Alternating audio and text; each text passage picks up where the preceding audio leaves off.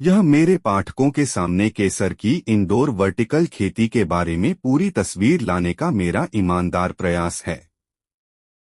केसर दुनिया का सबसे महंगा मसाला है और इसलिए ऐसी धारणा है कि 10x10 फीट के आकार के छोटे से कमरे में केसर की खेती करके और जलवायु नियंत्रण के लिए एरोपोनिक तकनीक का उपयोग करके बहुत बड़ा लाभ कमाया जा सकता है।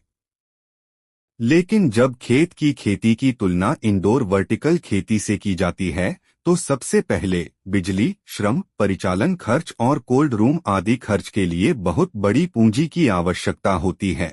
इंडोर वर्टिकल खेती से लाभ कमाने के लिए इसमें बहुत मेहनत, योजना और सूक्ष्म स्तर पर वित्तीय आंकड़ों का बारीकी से विश्लेषण करना बहुत महत्वपूर्ण है।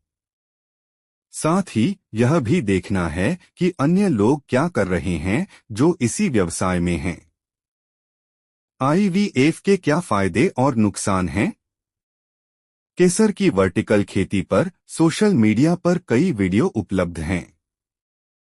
ऐसे अधिकांश वीडियो बताते हैं कि लोग एरोपोनिक तकनीक का उपयोग करके 100 या 150 वर्ग फीट के छोटे से कमरे में केसर की खेती करके लाखों में भारी मुनाफा कमा रहे हैं।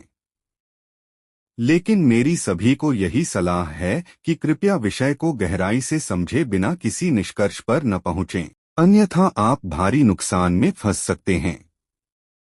मैं भी पहले ऐसा ही करने के बारे में सोच रहा था, लेकिन जब मैं उसी व्यवसाय से जुड़े लोगों से मिला और उन्होंने मेरे साथ अपने अनुभव साझा किए, मैंने केसर के बारे में इंटरनेट साइटों पर उपलब्ध सामग्री भी पढ़ी। पुस्तक लिखकर मैं अपने ज्ञान और अनुभव को पाठकों के साथ साझा करना चाहता हूं। पुस्तक का उद्देश्य इंडोर केसर की खेती के वास्तविक तथ्य और आंकड़े बताना है। यदि आप पहले से ही सब कुछ योजना और गणना करते हैं तो लाभ कमाया जा सकता है।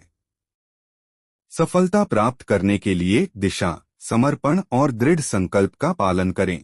बल्ब के प्रसार के लिए आपके पास ठंडे कमरे के अलावा कमरा या भूमि उपलब्ध होनी चाहिए। प्रसार के इस हिस्से को अधिकांश नए शुरुआत करने वाले अनदेखा कर देते हैं।